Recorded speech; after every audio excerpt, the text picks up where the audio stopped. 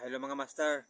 Ngayon mga master, ang isi-share ko sa inyo ay kung paano patipirin ang ating motor mga master sa gasolina.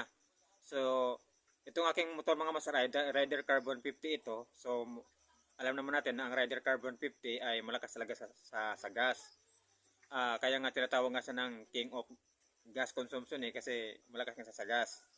So, ang aking Rider Carbon 50 kasi mga master ay nagagas consumption siya ng 30 to 35 kilometers per liter ang stock niya. So ito yung kanyang stock na carburetor mga master. So ngayon, ang aking rider ngayon ay tumatakbo na siya ng 40 to 45 kilometers per liter na siya mga master. Dahil nagpalit ako ng carb at saka G-Things mga master. Yun yung aking sekreto na i-share ko sa inyo kung paano maging makatipid tayo sa ating gas consumption ng ating Rider Carbon 50. So, itong aking rider carb mga master ay itong carb na ito ay 26 mm ito yung stock niya. Tapos, ang kanyang G-Things nito mga master, ito yung kanyang G-Things na makikita natin. Dalawa kasi yung ating G-Things na makikita, ito at saka itong isa. Ito natanggal ko na ito sa loob, ito siya. Ayan. So, itong G-Things na mga master sa stock ay mayroon kasi itong size mga master na natin makikita. Ito ay size 38 yung kanyang stock. At dito naman sa kanyang ito, ang size naman ito ay size 110. Stock din siya. So ngayon, ang kanyang gas consumption nito ay 30 to 35 kilometers per liter. So dahil ito mga master ay tumatagas kasi ito kapag ginagamit ko, kaya nagpalit ako ng carb. So ang carb ko na nabili mga master ay malaki naman yung G-Things niya.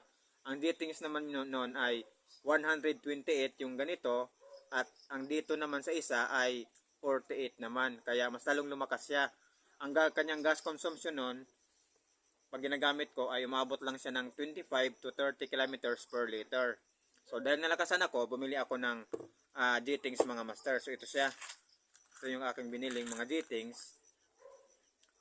At ito yon. Ayan siya. Maliit. At saka ganito. Ayan.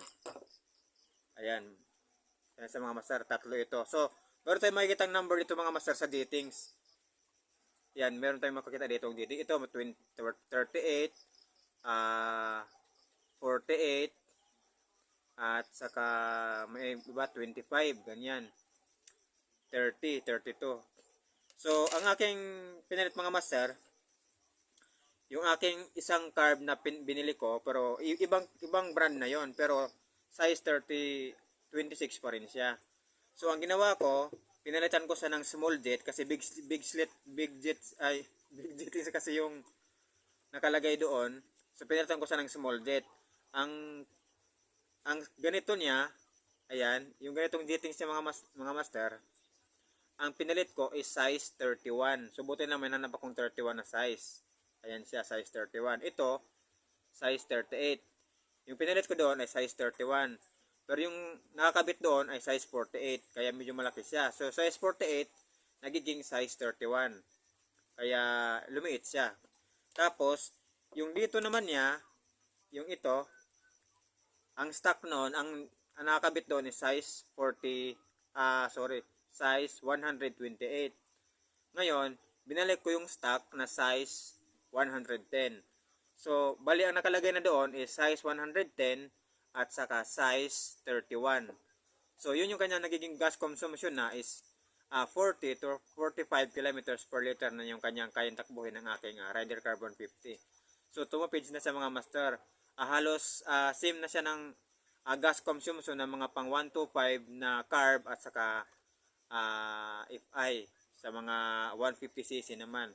So medyo nakatipid ako ng konti sa gas. Ay para sa akin malaki na 'yon kasi from 35 to 45 na siya eh. So 10 km din yung kanya nadagdag. So sa sa takbo naman niya ay goods pa rin naman, pang daily lang naman siya, hindi naman pang karyera eh. So okay siya as pang daily mga master. So ang kanyang naman, itono lang talaga ng maayos kasi medyo hindi kasi ako sanay magtono sa sa small jettings eh. Sanay kasi ako sa sa stock lang. Kaya medyo nahirapan akong ituno sa kanyang small jetings. So yun lang mga master, kung paano mag-gas, patipirin sa gas ang ating Rider Carbon 50 or sa ibang motor pa man mga master, maski sa mga basta carb type, mga 200cc, 150cc, 125cc or 100cc. Kasi ang 150cc pwede mo naman yung kabitan ng small fittings na pang 125 para yung kanyang gas consumption magiging makakasabay siya sa gas consumption ng pang 125cc.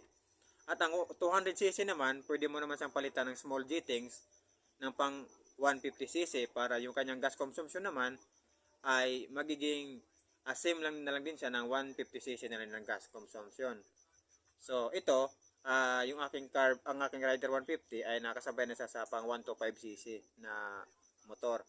Kasi meron din kasi akong Pure na 125cc na ang gas consumption naman niya is 40 to 45 kilometers per liter naman yung aking Pure. So pwede pa ngayon patipirin mga master na pang 45 to 50 kilometers per liter naman siya kung gustuhin ko siyang siguro kung kaya pang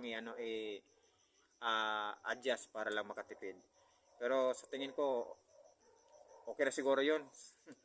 So yun lang ng mga master na sa kung paano patipirin ng ating motor sa gas consumption kasi king of gas nga kasi yung Rider Carb. So ngayon kasi FI na, kaya para makasabay naman tayo sa FI, so kailangan nating adjust naman sa tono yung ating